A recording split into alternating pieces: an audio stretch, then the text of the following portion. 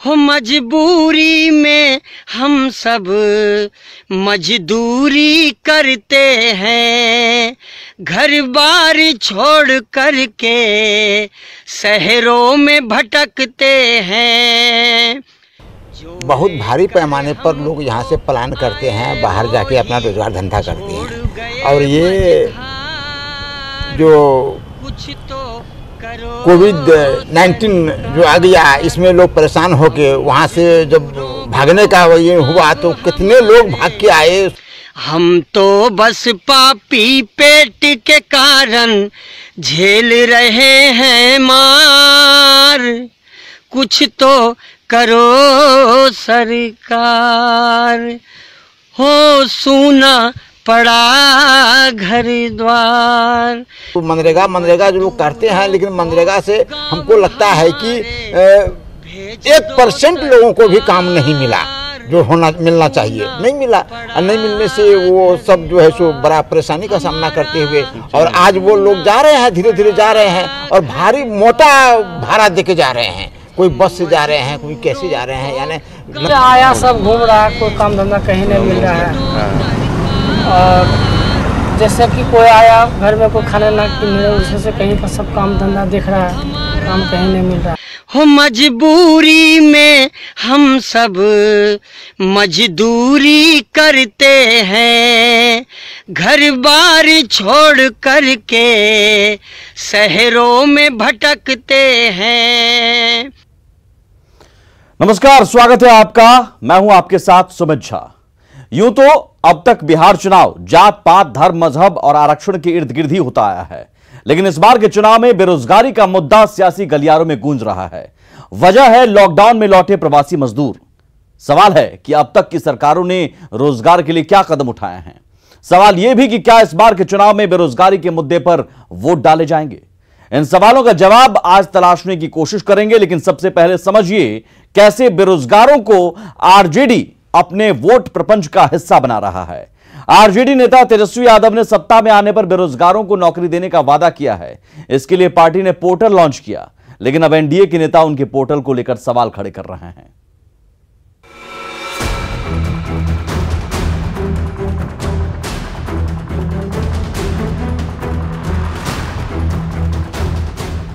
राष्ट्रीय जनता दल पर बेरोजगारों से छल करने का आरोप लग रहा है। तेजस्वी यादव ने दावा किया था कि 9 दिन में उनके पास 15 लाख से ज्यादा बेरोजगार नौजवानों ने ईमेल और मिस्ड कॉल के जरिए रजिस्ट्रेशन कराया है। इसका मतलब यह हुआ कि एक दिन में 1,11,000 लोगों ने कॉल किया। 1 घंटे में 4,629 लोगों ने मिस्ड कॉल दिए और 1 मिनट में 77 से ज्यादा लोगों ने मिस्ड कॉल किया। यानी 1 सेकंड में 1 से ज्यादा मिस्ड कॉल तेजस्वी यादव को मिला। अब उनके इसी दावे पर विपक्ष ने हल्ला बोल दिया है। देखिए, मेरा ये मानना है कि जब आरजेडी को मौका मिला तो 2 साल तक वो अपने लिए मॉल बना रहे थे, अपने परिवार की चिंता कर रहे थे। मैसेज का उपयोग करने के लिए बना रहे हैं कि बिहार के युवाओं को उससे वो संवाद कर सकें। उनके पास अपने कार्यकर्ता का फौज बचा नहीं, उनके पास अब जनता का सहयोग बचा नहीं। आपने तो 15 साल में अपहरण का उद्योग चलाया, लोग यहाँ से पलायन कर गए, डॉक्टर इंजीनियर सब भाग गए, औने पौने में अपने मकान को बेच दिया। आज नीतीश कुमार जी बिहार में 15 साल हो रहा है, 15 साल के राज में लोगों को नजर आ रहा है, जनता तय करेगी। ये जो सोशल मीडिया के माध्यम से सरकार नहीं बनता है। दरअसल 5 सितंबर को तेजस्वी यादव ने आरजेडी का बेरोजगारी हटाओ पोर्टल लॉन्च किया था।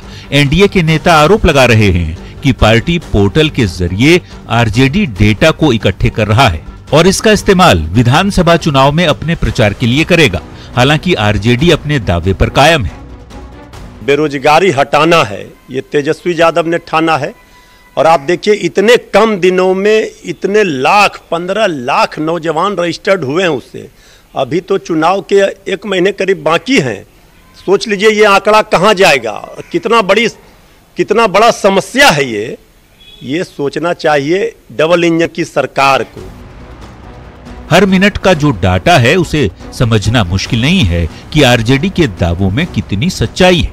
ऊपर से पार्टी ये भी नहीं बता रही कि रोजगार सृजन कैसे किया जाएगा, लोगों को नौकरी कैसे दी जाएगी।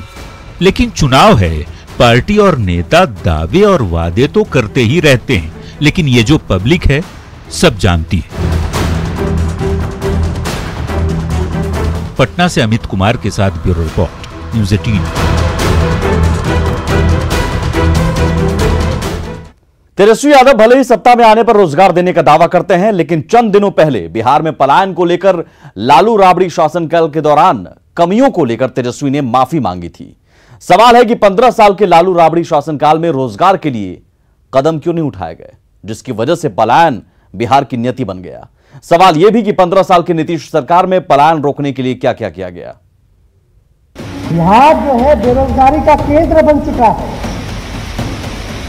और आप सब लोगों ने देखा कोरोना काल में कि खिचड़ी क्यों हुआ है। क्या हम अच्छी व्यवस्था नहीं कर सकते? पलायन किस लिए हुआ है? किस किस चीज के लिए होता है? रोजगार के लिए। यहाँ रोजगार नहीं है। ठीक है, 15 साल हम लोग सत्ता में रहे, लेकिन हम सरकार में नहीं थे, हम तो छोटे थे। वो दौर अलग दौर था। ठीक है, 15 साल में हमसे कोई कमी या भूल होगी तो हम उसके लिए माफी भी मांगते हैं। बेरोजगारी के सवाल पर लालू राबड़ी के शासनकाल में कमी रहने पर तेजस्वी यादव की ये माफी बताने के लिए काफी है कि बिहार में रोजगार के मुद्दे पर सत्ता में आने पर अब तक क्या होता आया है। जिस बेरोजगारी के मुद्दे पर तेजस्वी यादव इन दिनों नीतीश सरकार को घेरने में जुटे हैं, बाकायदा पोर्टल बनाकर बेरोजगारों की फौज खड़ी होने का दावा कर रहे हैं, वो खुद लालू राबड़ी के शासनकाल के दौरान रोजगार के लिए कुछ नहीं किए जाने पर माफी मांग चुके हैं। अगर तेजस्वी माफी मांगते हैं तो उसके पीछे वजह भी है। लालू राबड़ी के शासनकाल में बिहार में विकास की स्थिति जर्जर होती चली गई। नए उद्योग धंधे की बात तो दूर, जो पहले से पुराने उद्योग धंधे चल भी रहे थे वो भी बंद होते चले गए। लोगों को रोजगार के लिए दूसरे राज्यों का रुख करना पड़ा। एक अनुमान के मुताबिक लालू राबड़ी के शासनकाल में महज 95,000 लोगों को नौकरी दी गई। अब जरा रोजगार के मुद्दे पर लालू राबड़ी के 15 साल बनाम नीतीश के 15 साल के आंकड़े को देख लीजिए। 1990 से 2005 तक बिहार में मात्र 95,734 लोगों को नई नौकरियां मिली, जबकि 2005 से 2020 तक 6,08,000 से अधिक नौकरियां दी गई। 1990 से 2005 तक बिहार लोक सेवा आयोग की ओर से कुल स्थायी नियुक्तियों की संख्या 19,538 रही, जबकि 2006 से फरवरी 2020 तक ये संख्या 16,557 है, जबकि प्रक्रियाधीन नियुक्तियों की संख्या 4,881 है। 1990 से 2005 के बीच 33,499 शिक्षकों की नियुक्ति हुई, जबकि 2006 से 2016-17 के बीच 3,49,000 शिक्षकों की नियुक्ति की गई। इसके अलावा 2006 से फरवरी 2020 के बीच कई अलग अलग आयोगों का गठन कर नौकरियां दी गई, जिनमें कर्मचारी चयन आयोग के तहत 64,136 नियुक्तियां हुई, जबकि 17,810 प्रक्रियाधीन हैं। तकनीकी सेवा आयोग के तहत 21,946 नियुक्तियां प्रक्रियाधीन हैं।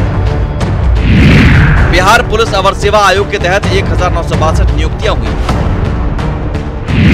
केंद्रीय चयन परिषद के तहत 49,297 सिपाहियों की भर्ती की गई, जबकि 14,196 प्रक्रियाधीन हैं। वहीं अन्य विभाग और संस्थाओं के तहत 21,166 नियुक्तियां की गई। यानी 2006 से फरवरी 2020 तक कुल 1,53,100 स्थायी नियुक्तियां हुई, जबकि 61,491 प्रक्रियाधीन हैं। इसके अलावा ग्राम परिवहन रोजगार योजना के तहत 22,500 लोगों को रोजगार मिला, जबकि SC/ST रोजगार की योजना के तहत 4,868 लोगों को रोजगार मिला। हालांकि अभी भी कई विभागों में 4 लाख से ज्यादा पद खाली हैं। इन्हीं आंकड़ों के आधार पर सत्ताधारी दल रोजगार के मामले में खुद की पीठ थपथपा रहे हैं। वहीं आरजेडी बेरोजगार के सवाल पर सरकार को घेरने में तो जुटा है, लेकिन सत्ता में आने पर रोजगार कैसे देंगे, इस सवाल पर कोई ठोस जवाब नहीं दे पा रहे हैं। हजारों हजार में जो है संविदा पर जो है वो चाहे जूनियर इंजीनियर हो, भाई अन्य विभागों में चाहे स्वास्थ्य कर्मी हो, उस पद पर जितनी बहालियां हुई हैं, नियुक्ति हुई है, एक रोजगार जो मुहैया इस एनडीए सरकार में माननीय मुख्यमंत्री के जो है सरपरस्ती में, उनके क़यादत में, उनके अगुवाई में जो नियुक्तियां की गई, हम समझते हैं लाखों परिवारों के जीविका का जो है उपार्जन का जो है बंदोबस्त ये एनडीए सरकार ने की है। और रोजगार सृजन तो हमारी प्राथमिकता रही है। आंकड़े इस बात के गवाह हैं। एक आंकड़ा ही आई ओपनर है कि 15 वर्ष के लालू प्रसाद के शासनकाल में मात्र 33,000-34,000 शिक्षकों की नियुक्ति, और हम लोगों ने 3,49,000 शिक्षकों की नियुक्ति, और हमने विभिन्न आयोग का गठन किया, कर्मचारी चयन आयोग, तकनीकी सेवा आयोग, और बीपीएससी से लेकर के पहले की संस्थाएं हैं, पुलिस अवर सेवा आयोग, विभिन्न आयोग के माध्यम से हम रोजगार और साथ ही साथ बौद्धिक कौशल उनका विकसित हो, इसके लिए कुशल युवा कार्यक्रम चलाया। तेजस्वी यादव जी, रोजगार के सवाल पर जो हमारा जितना भी निचले स्तर से सरकार के स्तर पे सारे विभागों में नियुक्तियां हैं, उसको पहले हम प्राथमिकता देंगे। नियमित बहाली करेंगे, लेक्चररों की बहाली करेंगे, शिक्षकों की बहाली करेंगे, शिक्षा व्यवस्था होगा, अस्पतालों में डॉक्टरों की बहाली होगी, क्वालिटी एजुकेशन होगा, क्वालिटी आपका हेल्थ हमारा सिस्टम होगा। जो आज देख रहे हैं कि बड़े पैमाने पर जो गरीब है दर दर की ठोकरें खा रहे, कोई सुनवाई नहीं है। भारत सरकार की रपट स्पष्ट, कोरोना में तो सब दिख लिया इनका सारा। जिस राज्य का शिक्षा, सुरक्षा और स्वास्थ्य चौपट हो जाए, उस राज्य को कैसे कोई कल्पना सुशासन कर सकता है। हालांकि जानकारों के मुताबिक सरकारी नौकरियों के भरोसे बेरोजगारी की समस्या का समाधान नहीं हो सकता है। जरूरत है कंस्ट्रक्शन के अलावा औद्योगिकरण और कृषि आधारित उद्योगों पर जोर देने की। सरकार में जहां तक सरकार की एम्प्लॉयमेंट की बात है या सरकारी विभागों में जो रिक्त स्थानों को भरा गया है, वो जो बिहार की जनसंख्या है और यहाँ जिस रेशियो का अनएम्प्लॉयमेंट है, उस हिसाब से सरकारी जो नौकरियां हैं या सरकार में जो रिक्तियां हैं वो कुछ नहीं है। उससे ये समस्या का समाधान नहीं हो सकता। तो सरकारी नौकरी से कभी भी जो बिहार का जो अनएम्प्लॉयमेंट है वो दूर नहीं हो सकता है। उसके लिए इंडस्ट्रियलाइजेशन और बाकी सेक्टर में एम्प्लॉयमेंट जनरेट कैसे हो, पब्लिक सेक्टर और प्राइवेट सेक्टर काम कैसे करे, उससे हो। क्योंकि ये कुछ हजार जॉब क्रिएट करने से सरकारी नौकरी में उससे अनएम्प्लॉयमेंट दूर नहीं किया जा सकता। जाहिर है बेरोजगारी के मुद्दे पर जिस हिसाब से काम होना चाहिए वो काम किसी भी सरकार ने नहीं किया, बल्कि रोजगार का मुद्दा हमेशा सियासी बयानबाजी और वोट प्रपंच में ही उलझ कर रह गया। आनंद अमृतराज के साथ ब्यूरो रिपोर्ट, न्यूज़ 18।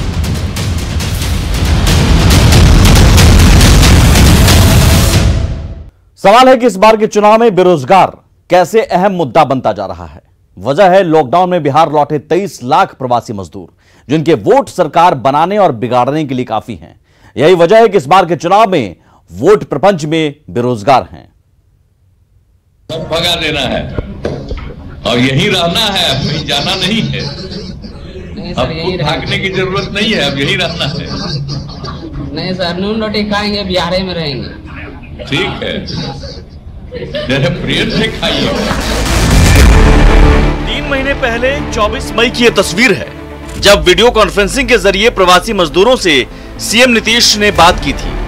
इस दौरान एक मजदूर ने बिहार में ही अब रहने की बात कही तो सीएम ने भी यहीं पर काम दिलाने का आश्वासन देते हुए उन्हें कहीं बाहर नहीं जाने की अपील की थी। लेकिन क्या वाकई इन मजदूरों को रोजगार मिला? और आखिर प्रवासी मजदूरों का रोजगार इस चुनाव में अहम मुद्दा क्यों है? इस सवाल का जवाब जानने से पहले जरा इन आंकड़ों पर गौर कीजिए। गरीब कल्याण रोजगार अभियान यानी GKRA पोर्टल के मुताबिक कोरोना महामारी के दौरान 23.6 लाख प्रवासियों की बिहार में घर वापसी हुई है। ये आंकड़ा और किसी भी राज्य में लौटे प्रवासियों की संख्या की तुलना में कहीं ज्यादा है। ये संख्या 2015 के विधानसभा चुनाव में इस वर्ग की ओर से डाले गए कुल मतों से 6% से अधिक है।